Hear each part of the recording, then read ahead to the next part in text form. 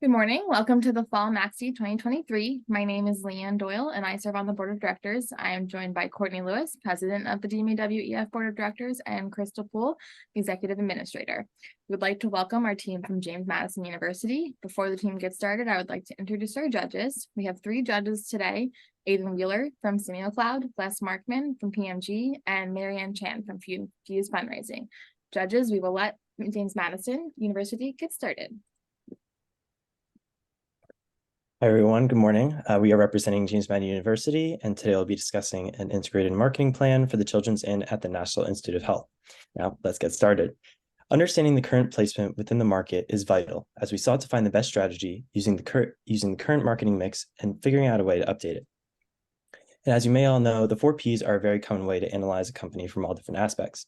While some of this might be common knowledge, it's important to note that the options in the place option are most valuable to donors, their contributions being either online, through credit card, PayPal, and Venmo, through mail, or even by the phone. Also, as we analyze the price feature of the charitable donations for the Children Inn, all contributions of any size were welcome. This includes monetary contributions, in-kind contributions, and legacy estate giving, donor funds, and many more. In understanding the SWOT analysis, we look towards the strengths. First, the local brand recognition, as the Children's Inn could broaden their reach with partnering communities, contributing to the marketing goal that we'll just get to it in just a minute. As for opportunities, expanding awareness and engagement with the brand through more partnerships and promotion is one of the best options, as we found, for the brand to go towards. Outside of the local community, it was hard to see the integration of the Children's Inn and the National Institute of Health's marketing plan. Another weakness was the donor recognition, as we felt it was incomplete and not up to date. For threats towards the Children's Inn, we found that the lack of transparency to where the money is going is one of the most important. To combat this, our creative strategy uses that as a way to propel more awareness into the donation program. Now, on the left here, you could see 3 points that we found that were most important towards the contributions and audience of this organization. Merck donating thus far over $35 million towards renovations, over $2 million being raised by senior leaders, and in 2022, receiving the Visionary Award, becoming the world's premier biomedical research institution. That's for the National Institute of Health, but also the Children's Inn being a part of that reputation as well. Looking towards the 2022 annual report, we noted over $8.8 million in contributions, both monetary and in-kind. As we understood engagement on how connected the audience was, something that we felt important to understand was to look at the followers, the shares, and likes per post. Here you can see for Facebook and Instagram with a total over 15,000 followers, and for Facebook an average of 3 shares and 100 likes per post. Outside of an organization, there's a lot of factors that could change the course of its strategy. To be the most well-prepared, we collected a multitude of insights and data that is able to show us the largest and smallest factors of the industry. In 2022, individual donors were the largest source of giving. In total, they donated over $319 billion as charitable donations. I'd like to also point out that over 57% of donors are enrolled in a recurring giving program, up from 46% the previous year. This explains the potential for growth, as an expansion of enrollment for donations can drive more engagement and participation within the brand as a recurring giving program. Understanding the macro environmental factors was also important into finding the best creative strategy and marketing goal. As we look towards the location, individuals often donate to impact their local community and something that feels more personal to them. They also are consulted with environmental concerns, such as sustainability, and want organizations that align with their values. Socioculturally, the National Institute of Health Children's Inn wants to engage with the community, raise awareness of its work, and build relationships with potential donors. As we look towards technology, the availability and ease of use of online giving platforms, such as the website or donation pages, use of social media to share its stories, connect with potential donors, and promote its fundraising campaigns can influence individuals' decisions to donate. And the last 2 factors here, For economically, the overall health of the economy is a big factor into donating, as well as unemployment rates, disposable income levels, and consumer confidence. And politically, the changes in policies to healthcare funding, tax deductions for charitable donations, attitudes towards philanthropy and charitable giving could impact the willingness to donate to the Children's Inn and other funds. With all of that being said, we came up with a marketing goal that was specific, measurable, achievable, relevant, and time-bound, more commonly known as a SMART goal. The goal of this campaign was to increase awareness and engagement of the Children's Inn at the National Institute of Health by 35% among the nationwide audience through a comprehensive integration of digital and direct mediums of advertising. It will be set on a continuous schedule with vehicles equally saturated throughout the period. Performance will be evaluated through key indicators, including digital engagement metrics, direct mail response rates, and answering key questions when donating. The allocated budget of this will not exceed $100,000, and timely adjustments will be provided monthly to ensure optimal campaign maintenance and return on investment. So for our campaign, we split our target audience into 4 parts: Generation Z, Millennials, Generation X, and Baby Boomers. We are focusing heavily on Millennials and Generation X because we saw that they make the most impact on donations. As we drove our campaign, we based off the fact that 84% of Millennials give back to charity. Our first persona is Hank Smith. He is socially and politically aware of what is going on around him. He sits on boards for major companies. He's constantly on his email and all of our social media channels. He's looking to use his success to make an impact on the world around him. Some social media that Hank uses is LinkedIn, Facebook, and X. Moving on to our second persona, Amina Gould. She is an avid social activist and loves to volunteer as much as she can. She values family. She's a nature lover. She's a yoga enthusiast who enjoys meditation, animals, and hiking. And she aspires to give back to the community in any way she can, even monetarily. Some social media that she uses is Pinterest, Facebook, and Instagram. I'm now going to pass back to Ashlyn, who's going to talk about our campaign theme. Our campaign theme we chose was Be the Light Within, Building Bridges of Hope, which we hope to illuminate a path to a brighter and more hopeful future. This campaign brings together ideas that donors are actively involved in bridging lives by connecting their own compassion and resources to the lives of children and families in need. Looking at what this campaign can do, we hope to give the donor transformative power by emphasizing warmth, hope, and positivity. We want to symbolize connection from the donor to the child or family, and we aim to do this by increasing the national brand awareness of what the Children's Inn provides to families, as well as increase the number of recurring donations per year. We found that 71% of donors feel more engaged with a nonprofit when they receive content that's personalized.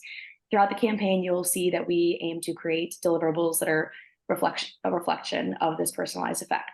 We found that 38% of donors who make a gift in 1 year contribute to that nonprofit again the following year. Our creative strategy and our digital and direct mediums. First, we envisioned revitalizing the donation landing page to encourage a streamlined approach. Whilst increasing awareness, the user-friendly interface and eye-catching visuals will allow the user to accessibly donate to the organization, increasing their response rate. Our vision is to transform the Children's Inn landing page, which will reflect the connection of making a donation between the donor and patient. As you can see on our vision slide, we have a how you heard from us, as well as a pop-up of all of our connected social media platforms. Through digital marketing, we aim to amplify our impact by fostering awareness, engagement, and support within our community and beyond. Our commitment is to leverage online platforms creatively and strategically, getting traffic from optimized SEO. In paid search, focusing on keywords, children's medical care charities, pediatric research, and children's illness charities, in order to increase search ranking. As illustrated, 44% of total nonprofit web traffic is from organic visitors to their website. The leaderboard ads are shown at the top of the webpage above any content displayed. This is the first thing viewers see, allowing NIH Children's Inn to increase brand awareness and over time brand recognition. Pop-up ads are displayed once a web page is loaded and users have to click out to view content on a web page. Next, we have email marketing. Our mission was to bridge the lives of seemingly disconnected individuals by connecting the donor's inner child. We found that automatically linking newsletters to emails when they donate, it creates a benefit to allow them to keep donating. We found that 50% higher said there's a 50% higher chance rate of open rates from a personalized message, as well as 26% of donors say that email is a tool that inspires them most to give, as well as a $42 earned from every $1 spent on email. Next, we can see our 2 email marketing deliverables that we created. First is our bi-weekly email newsletter deliverable. We feature a patient spotlight, which allows for the subscribers to feel the power of hope emanating through the screen, as well as having the potential donor sharing in the patient success story.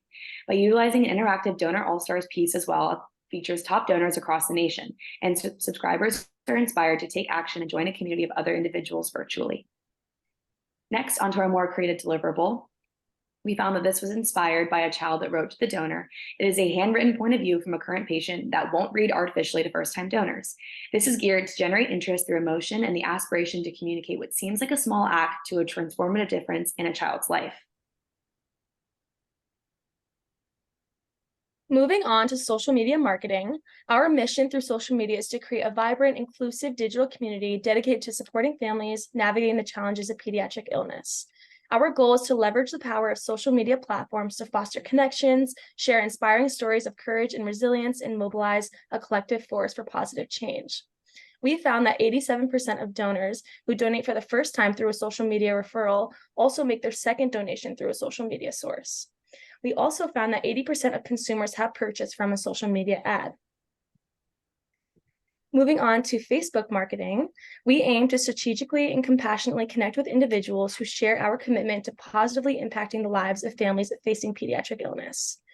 By fostering meaningful connections and conveying the urgency of our cause, we seek to transform Facebook interactions into philanthropic contributions. We found that 16% give through Facebook fundraising tools, and that 40% of social media platform donors give on Facebook. Here we can see is an example of a Facebook ad. This is a boosted Facebook ad that highlights the work that volunteers do at NIH. This aims to dissolve the perception that only large monetary donations can make a sizable difference. Moving on, we also have 2 Instagram ads. These are posted and boosted through the budget we have formulated thus far. Now on to direct mail. At the Children's Inn, our mission through direct mail is to extend our compassionate reach to families facing the challenges of pediatric illness. Through thoughtfully crafted mail campaigns, we strive to connect with donors, sponsors, and community members, sharing the stories of resilience and hope that occur at NIH. We found that 39% of customers say they would try a business for the first time because of a direct mail advertisement, and 56% of customers say that direct mail is the most trustworthy type of marketing. Here is an example of a direct mail piece that we created. We plan on mailing over 50,000 mail pieces to potential donors. These will contain infographics that will help the donors understand where their money is going to. For every media vehicle, we value success based on response rate and average shift, as well as in digital advertising, looking at web traffic, impressions, and responses on the donation hub. The email, we're looking at open rate, web traffic referrals, and in particular for social media, we're looking at followers, impressions, and engagement through likes, comments, and shares on Facebook and Instagram. With a budget of $100,000, we allocated 50% of that to direct mail in both house file and acquisition.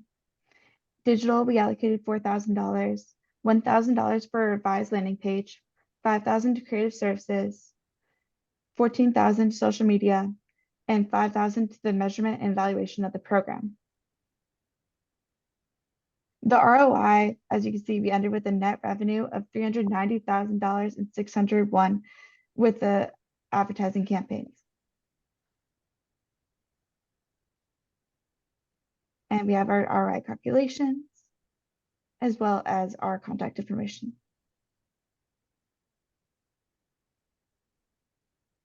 That concludes our presentation. Thank you so much for listening, and I look forward to your questions.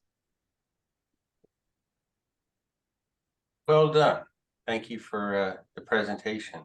I have a quick question about the direct mail piece. It kind of blew by quickly, but it looked like it was more like a landing page, and that you have almost like a click button to donate or volunteer, when you're getting something in the mail, how would this, like, is there something on the back that how it's addressed to somebody and where the ask for money is?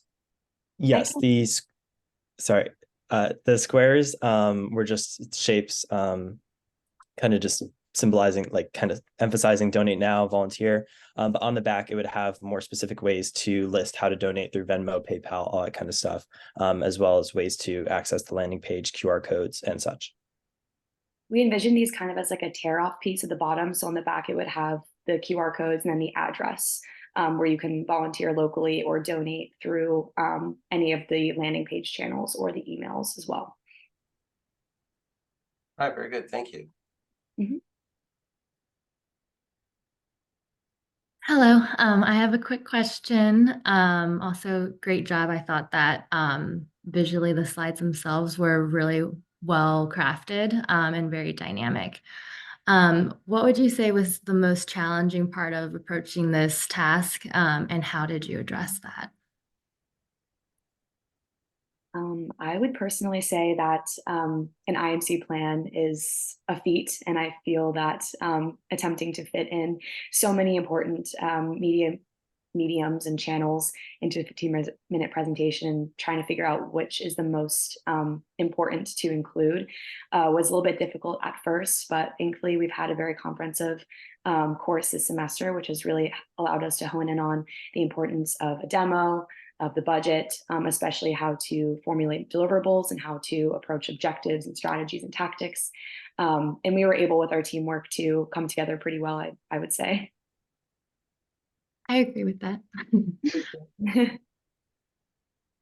One other question that I have, and by the way, I just reiterate and say visually of just a wonderful presentation, the way you guys organize this. I think it's really great, and a lot of the different creative sort of ideas that you guys have on the direct mail piece and emails and all the rest look very compelling and solid. One question that I've asked some of the other groups that we've heard from is just the idea of sort of co-targeting and basically using multiple channels, not necessarily in silos away from each other, but actually in tandem and kind of connecting them and bouncing them off of each other. You know, ideas like co-targeting direct mail with a corresponding email campaign, things like that. How did you guys consider that, sort of integrating some of the different channels together, and how do you kind of think of that? Yeah. Well, Oh, sorry, Natalie, you're more than welcome to go. like an IMC plan, integrated marketing campaign itself, is like creating a unified message across all channels and reaching consumers in that way, so they see that same message across all channels, creating a like a unified message and being able to like communicate to that message to them of like the light of hope, specifically for NIH children's. Most importantly, I think but part of our direct mail, as we only had 50,000 mail pieces, we were thinking of doing it more towards the house file list of the already addresses that we already have, but most of the addresses will already be acquired through the donor landing page with collecting addresses. That's something that we also would think to add to the donor landing page. We didn't know if that was something that comes later with the after making the payment and everything. We didn't know after that paywall kind of what happens, but with putting your email into that donor landing page, that kind of going towards the newsletter, also splitting off into that direct mail piece that could be sent out to them to increase their touch points, as well as increase that memorable and personable feel of being involved and a part of the organization. I think you mentioned a couple times aiming to increase recurring donations, and I think that's really smart, especially as sometimes we'll call it the Netflix effect, just that subscription-based kind of approach.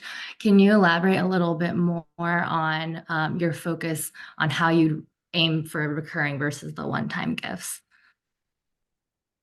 Yeah, I know that at least for the email campaign, the reason why we included two separate type of newsletters, one that is biweekly and one that is monthly, was to kind of break the barrier of feeling too robotic in the sense of, can we have a donation? This is where to donate, something that you see kind of across other children's hospital campaigns. And so that's why we kind of wanted to break that wall and include something that felt a little bit more personal, just kind of draw them in a little bit more, make the process seem much easier, because we're wanting to reach a national audience. And the only way that it's that's able to be completed is to make things very step-by-step, easy for each individual to use, no matter where they are, what device they have. And then once we were able to draw them in, at least with just maybe a $5 donation, or kind of like a pen pal system where they send, gifts to their thoughtful treasures box, or just showing up in a volunteer way, that would kind of, for lack of, I don't want to say allure, but I guess, allow them to retain as a loyal customer. And then we're able to transfer that over into our kind of seasonal newsletters, which kind of shares and breaks down more of the statistics. They're able to see how large of an issue it is, which patients they're seeing needs the most help this year, who all over the nation is supporting, and why they're supporting, why they should continue to support. Just reinforcing the community aspect, I think, seeing as though you're not looking out for just yourself and helping that one patient, but everyone else in the nation is helping out that patient or another area of the children's hospital, whether it be that specific person, the family, installations like the Tower of Hope, or just kind of generating change for the future, if that made sense. Yeah, thank you. I liked your idea about the pen pal, and I think that's a great target of, it's almost like an adopt a child or adopt an animal. There's those programs that are throughout the industry. How would you incorporate that into the program? Because that really, to me, is that one-on-one ultimately of, you become friends with, it's kind of like Make-A-Wish does that, and other organizations. So that was a nice touch.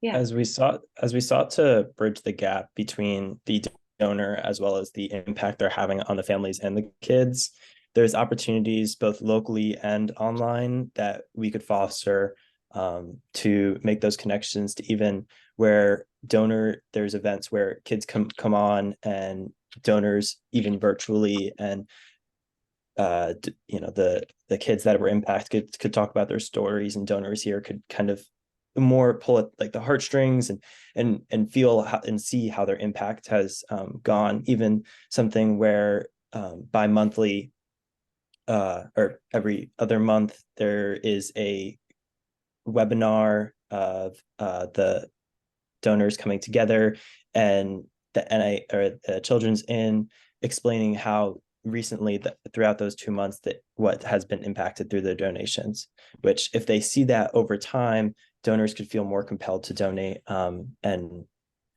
see how much their impact is. It makes me want to go after this account now and put them on a pen pal approach, because it was really very creative. Thank you. Thank you. Can I ask you guys just one more question, or I guess just sort of looking for more context about how you were thinking about your audience segmentation, and basically how you're sort of deciding on the personas that you're looking to target for the Children's Inn at NIH. What's the balance kind of between a localized approach, just sort of going towards people that might already have the brand recognition, being in the area, in the DMV area, versus trying to expand even into national audiences and things like that? Just kind of more context there on what you guys were thinking when building out this campaign. Yeah, I can speak a little bit on the different channels, or the, I guess, audiences that didn't seem as siloed, as you put it. I think that obviously one of the greatest tools that we have in marketing right now is social media. It is one of the newest tools, and thankfully, due to our different generations, kind of Generation X and millennials are both present on Facebook, but there are also an increasing amount of brands that are transitioning over to Instagram, just to make it more like a visually appealing, drawing people in, and it's all connected. So our vision, at least with a bunch of our deliverables, streamlining it kind of visually, is that every single ad, every single, I guess, story that we wanted to tell, not just like a walkie type ad, but just really like a story, like a visual story, could be shared across multiple channels, could reach multiple people from different channels. In researching for this competition, we saw that, especially on Facebook, while there is a stereotype for a certain audience, it was really across all different areas, whether it be just from the amount of followers or who is actually engaging. And so I think just really harping in on that tool that is able to reach national audiences and building upon their Facebook presence, which already has the most amount of followers, and then translating that over to Instagram, where we can tell more of those personal visualized stories, can bring everyone back to the landing page, which can bring everyone to sign up to the email, which can opt in for that direct mail piece if, you know, things get sent to your spam quite often. And I think that just really honing in on the fact that using social media as a powerful tool, rather than just kind of like a new wave thing, has the capacity to reach all different generations across the nation. If that answered your question well enough. More. Yeah. There, our time is up. So it's time for us to wrap up. And I would like to thank James Madison University for serving as presentation 3 today. I would also like to thank our judges for being here with us, Aiden, Les, and Marianne, on behalf of the DMAW EF Board of Directors. Thank you so much for serving as our judges today. James Madison University, you are free to go. Remember that we will be sharing the results of the competition by noon on Monday or on Monday afternoon. And judges, you may remain in the meeting and turn off your audio and video so that you can score the presentation. Thank you. Thank you. Thank